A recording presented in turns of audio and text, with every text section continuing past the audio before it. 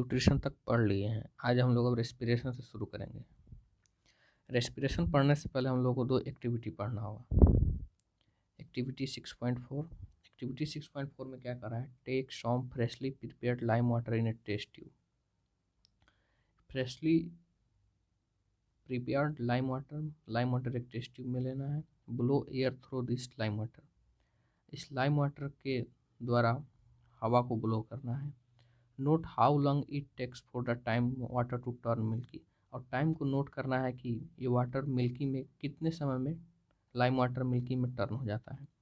Use ए syringe और पिचकारी, एक सिरिंज या पिचकारी को यूज करेंगे एयर को पास करने के लिए। किसके थ्रू से, फ्रेश लाइम वाटर के थ्रू, जो दूसरे टेस्ट ट्यूब में लिया गया है।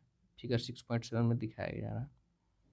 Note how long it make for this lime water to turn milky, और अब इसका टाइम नोट करेंगे कि ये कितना समय ले रहा है इस लाइम वाटर को मिल्की में कन्वर्ट करने में। What does this tell us about the amount of carbon dioxide in the air that we breathe out. What does this tell us, यह क्या कहता है हम लोग को about the amount of carbon dioxide, carbon dioxide के मात्रा के बारे में हवा में जो प्रेजेंट है, जो हम लोग ब्रेथ आउट करते हैं, उसके बारे में क्या कहता है एक्टिविटी। ऑब्जर्व कीजिए।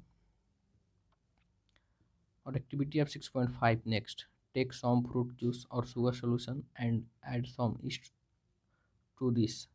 कुछ फ्रेश फ्रूट ले लीजिए या फ्रूट जूस या शुगर सोल्यूशन ले लीजिए और उसमें कुछ ईस्ट को मिला दीजिए। Take this mixture in a test tube, इस मिक्सचर को एक टेस्ट ट्यूब में लीजिए, जो टेस्ट ट्यूब फिटेड होना चाहिए 1 होल्डेड कॉर्क के द्वारा। Feed the cork with A bent glass tube, और कॉर्क को फिट कर दीजिए एक बेंट टेढ़ा ग्लास ट्यूब से, मतलब बेंट होना चाहिए।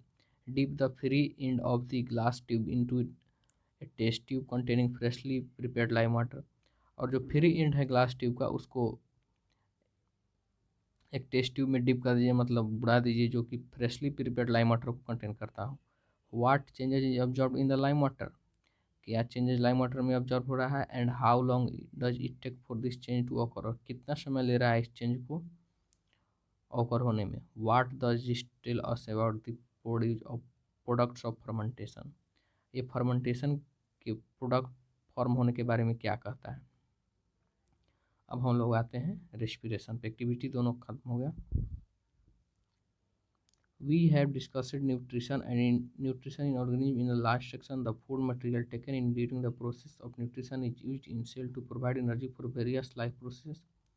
हम लोग न्यूट्रिशन के बारे में लास्ट सेक्शन में डिस्कशन कर लिए हैं। तो फूड मटेरियल न्यूट्रिशन प्रक्रिया के दौरान लिया जाता है सेल्स में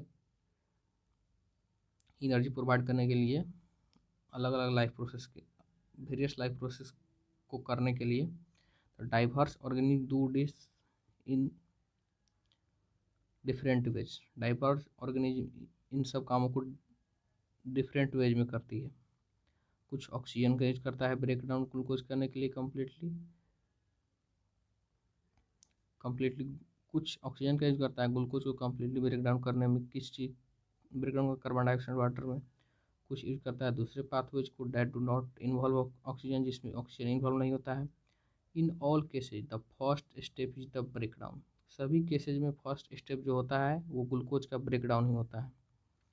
ग्लूकोज किस ब्रेक डाउन किसकी क्षमता, एक 6 कार्बन मोलिक्यूल इंटू ए 3 कार्बन मोलिक्यूल। एक 6 कार्बन मोलिक्यूल में 6 कार्बन मोलिक्यूल ब्रेक डाउन होता है 3 कार्बन मोलिक्यूल में, कॉल्ड पायरूवेट, जिसको हम लोग पायरूवेट बोलते हैं। This process takes place in the cytoplasm, यह प्रोसेस कहाँ पे होता है, द साइटोप्लाज्म में होता है।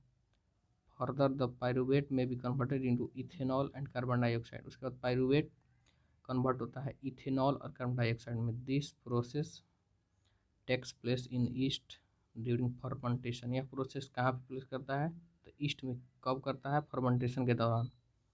Since this process take place in the absence of air, इसलिए ये प्रोसेस जो है ऑक्सीजन की अनुपस्थिति में होता है। It is called anaerobic respiration, इसीलिए हम लोग इसको एनारोबिक रेस्पिरेशन कहते हैं।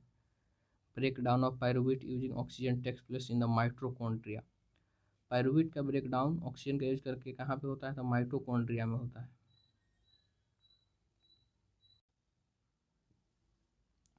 This process breaks up the 3 carbon pyruvate molecule to give 3 molecules of carbon dioxide.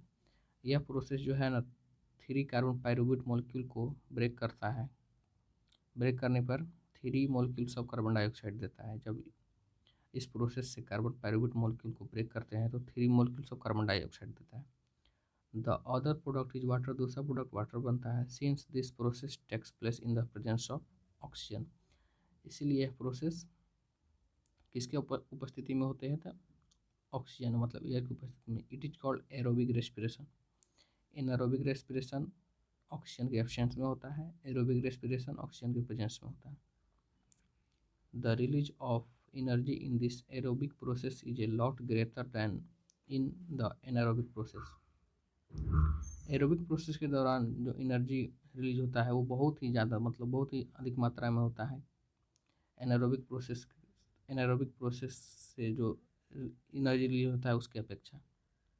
Sometimes when there is a lack of oxygen, कुछ समय जब ऑक्सीजन की कमी हो जाती है इन आवर मसल सेल्स, हमारे मसल सेल्स में, another pathway for the break down of pyruvate is taken, तो पायरुवेट का ब्रेक डाउन करने के लिए दूसरा ही तरीका अपना लेती है। Here the pyruvate is converted into lactic acid which is also a 3 carbon molecule. तो इस केस में पायरुवेट कन्वर्ट हो जाता है लैक्टिक एसिड में, जो वो भी एक 3 कार्बन मोलिक्यूल है। This build up of lactic acid in our muscles during sudden activity causes cramps.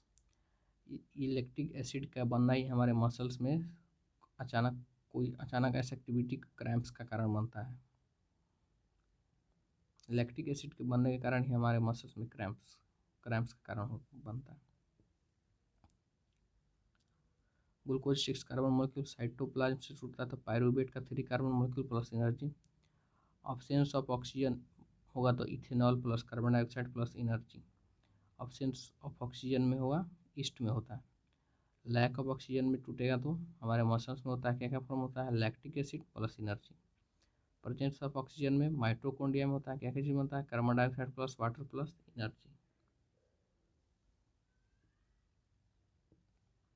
The energy released during cellular respiration is immediately used to synthesize a molecule called ATP।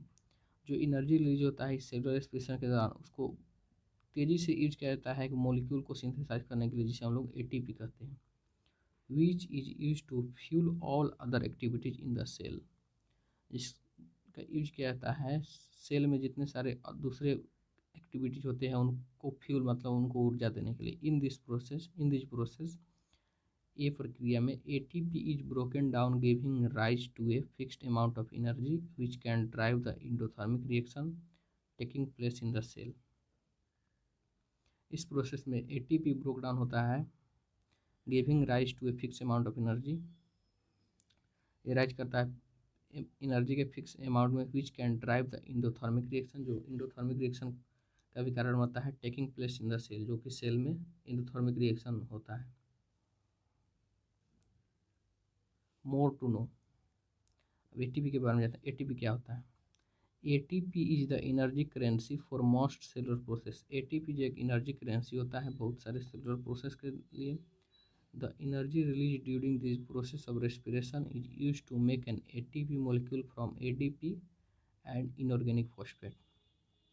जो energy release होता है इस process के दौरान, respiration process के दौरान, is use to make an ATP molecule, जिसका use किया जाता है एटीपी मोलिक्यूल बनाने के लिए from ADP and inorganic phosphate से। इनऑर्गेनिक एडीपी और इनऑर्गेनिक फॉस्फेट से मिलकर एटीपी बनता है।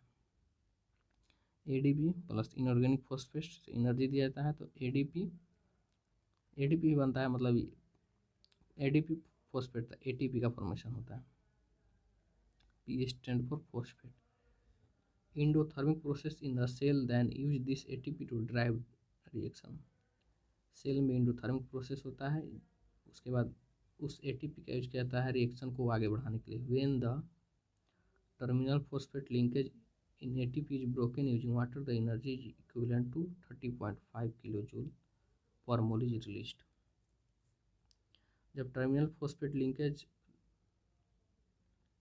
when the terminal phosphate linkage in ATP, जब ATP में टर्मिनल लिंकेज फॉस्फेट ब्रोक होता है वाटर का यूज करके, एनर्जी इक्विवेलेंट टू तो एनर्जी कितना रिलीज होता है, 30.5 किलो जूल पर मोल के बराबर एनर्जी रिलीज होता है।